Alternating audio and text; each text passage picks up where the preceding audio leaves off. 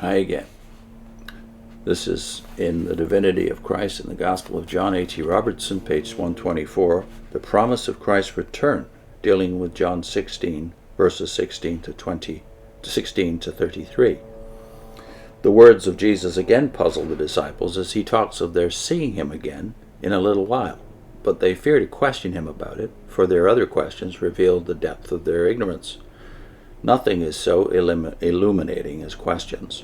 If listeners could only ask the preacher some questions as he preaches, he could see how far he may be missing his goal.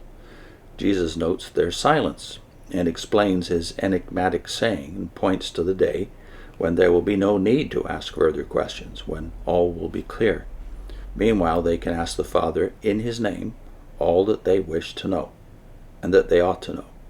Jesus apparently has in mind the second coming and the judgment, though he may also include by the little while his resurrection.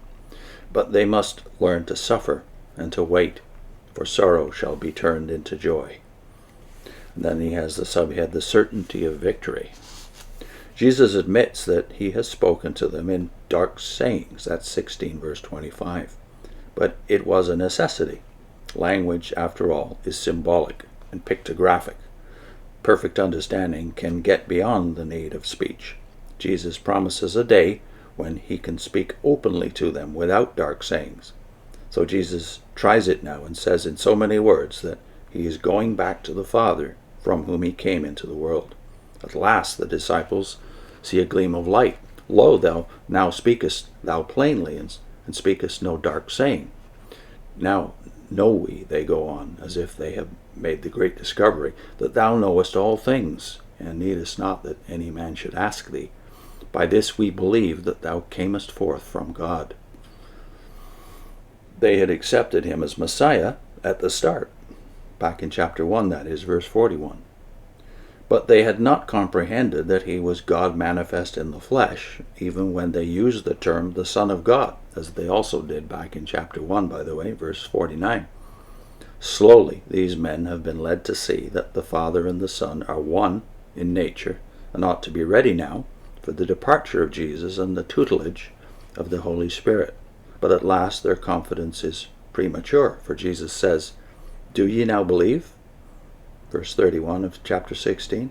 He had urged faith in himself as in God, back in chapter 14, verse 1. This they now claim, but Jesus reminds them of their desertion this very night. Ye shall be scattered, every man to his own, and shall leave me alone. And yet I am not alone, because the Father is with me. With God he has already won the victory for himself and for them. In the world ye have tribulation, but be of good cheer. I have overcome the world. John 16, verse 33. Next, the high priestly prayer, John 17, the prayer of consecration. Put in a link to the several videos we did on the deity of Christ in the early church and how it was gradually revealed to them just who Jesus was. You can see the process already going on in the Synoptic Gospels, and by the time of the Gospel of John, their knowledge of who Jesus was has advanced much, much further. So, the deity of Christ in the early church, several link videos, of which the first is linked on your screen. See you soon.